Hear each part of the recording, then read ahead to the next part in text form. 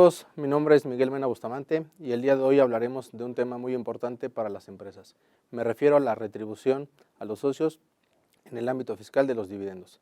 Para ello hemos invitado a un especialista en la materia. Me refiero a mi amigo Omar Quiroz Santiago. Omar, bienvenido. Hola, ¿qué tal? Buenos días, Miguel. Mucho gusto estar contigo y agradezco al Colegio de Contadores por este espacio. Omar, sin lugar a duda, uno de los objetivos principales de una empresa es la generación de las utilidades, que por una parte se le dan a los trabajadores mediante la PTU y por otra parte se le distribuyen a los socios o accionistas mediante el concepto de dividendos. ¿Qué debemos entender por el concepto de dividendos? Bueno, la palabra dividendos proviene del latín dividendus, y que significa que debe ser dividido. En términos generales, cuando hablamos de dividendos, hablamos de las utilidades o rendimientos que genera la sociedad y que son entregados a sus socios o accionistas. Esta retribución se hará en proporción en la que cada uno de los accionistas participe en la sociedad. Ahora bien, Omar, desde el punto de vista legal, ¿cuáles serían los aspectos principales a considerar antes de un decreto de distribución de dividendos? Bueno, la Ley General de Sociedades Mercantiles establece que para decretar un dividendo, primeramente tenemos que tener una asamblea, un acta de asamblea en la cual se aprueben los estados financieros que arrojan la utilidad a distribuir. A su vez, se debe de decretar el dividendo y, por supuesto, en el caso de que la sociedad tenga pérdidas en su capital, este tendrá que ser retribuido o, en su caso, reducir el capital para poder decretar el dividendo. En el ámbito legal nos queda claro lo que nos acabas de comentar. Sin embargo, entremos a la parte fiscal, que es el medular de esta conversación. Y para ello tenemos que ver desde dos puntos de vista. Primero, desde el que lo distribuye y por otra parte, del que lo percibe. Para ello, el artículo 77 de la Ley de Impuesto a la Renta establece la obligación para las personas morales de llevar la cuenta de autoridad fiscal neta, mejor conocida como COFIN. ¿Cuál es el objetivo de llevar esta cuenta? Pues bueno, mediante esta cuenta se identifica qué utilidades ya pagaron el impuesto y por lo tanto, cuando haya un decreto de dividendos ya no habría que determinar un impuesto adicional a pagar. Entiendo entonces que aquellas utilidades que están alojadas en esa cuenta, COFIN, ya pagaron un impuesto. Por consiguiente, en el momento que se fueran a distribuir y decretar, no estarían pagando el impuesto. ¿Estamos de acuerdo? Sí, es correcto. Ahora bien, supongamos que una empresa decide decretar sus dividendos y distribuirlos a sus socios, pero esta sociedad no tiene COFIN. ¿Podría llevar a cabo esa distribución de dividendos? Sí, así es. El hecho de tener COFIN o no es un parámetro para pues, evitar que se decreten dividendos. Simplemente al decretarlos y no tener saldo de COFIN tendríamos que determinar el impuesto sobre la renta que tendría que pagar la sociedad. El artículo 10 de la Ley del Impuesto sobre la Renta establece la mecánica para determinar ese impuesto, que es básicamente multiplicar el dividendo distribuido por el factor de 1.4286 y al resultado pues le aplicaremos la tasa del 30% y ese sería el impuesto que tendría que enterar la sociedad. Ahora bien, veamos desde el punto de vista del que lo percibe, en este caso el socio accionista. Para ello, el artículo 140 de la Ley de Impuesto a la Renta establece el tratamiento fiscal que estos le deben de dar a esos ingresos que perciban vía un dividendo. ¿Qué nos podrías comentar sobre dicha disposición? Pues bueno, esta disposición es para personas físicas. En esta se establece que las personas físicas que obtengan dividendos deberán de acumular a sus demás ingresos en su declaración anual estos dividendos.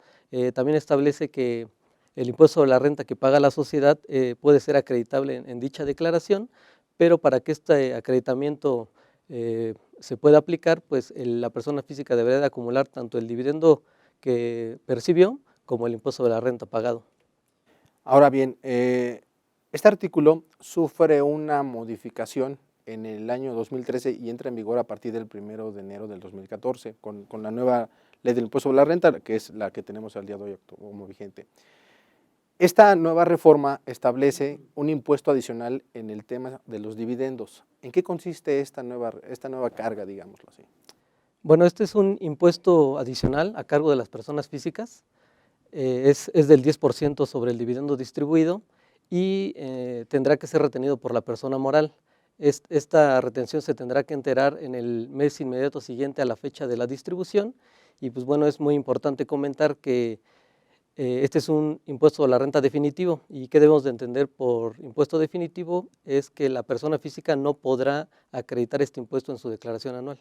Eso es importante aclararlo, es decir, el socio accionista ese impuesto ya no lo podría utilizar en su declaración anual, lo cual, pues bueno, llamémoslo así, es como a un fondo perdido, ¿no? Sí, así es, viene este impuesto en detrimento del accionista.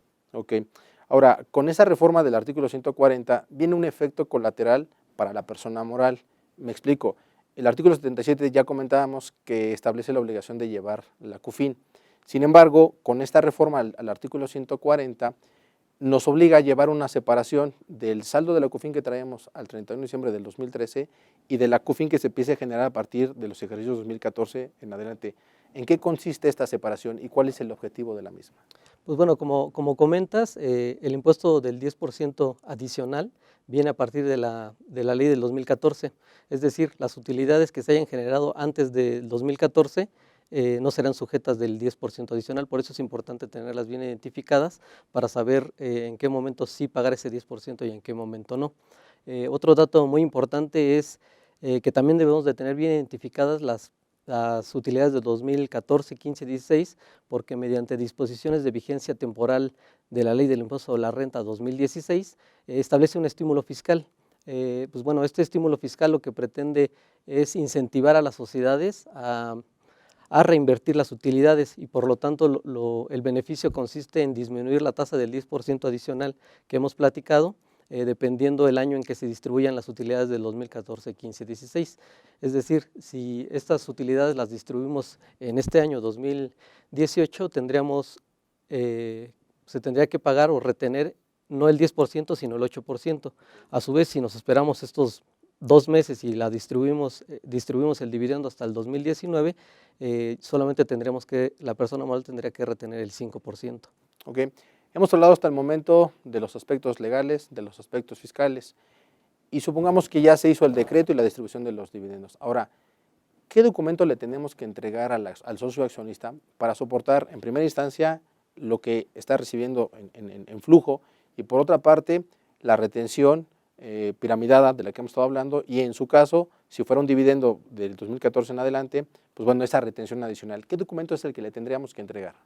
Bueno, de acuerdo al artículo 76, fracción 11 de la Ley del Impuesto a la Renta, se establece que la persona moral que distribuye los dividendos debe de entregar un comprobante fiscal, un CFDI, un comprobante fiscal digital por internet, en el cual se manifieste el importe del dividendo distribuido, el importe del impuesto sobre la renta corporativo, en su caso para fines informativos el 10% adicional pagado, y por supuesto debe de manifestar si el dividendo proviene o no de CUFIN.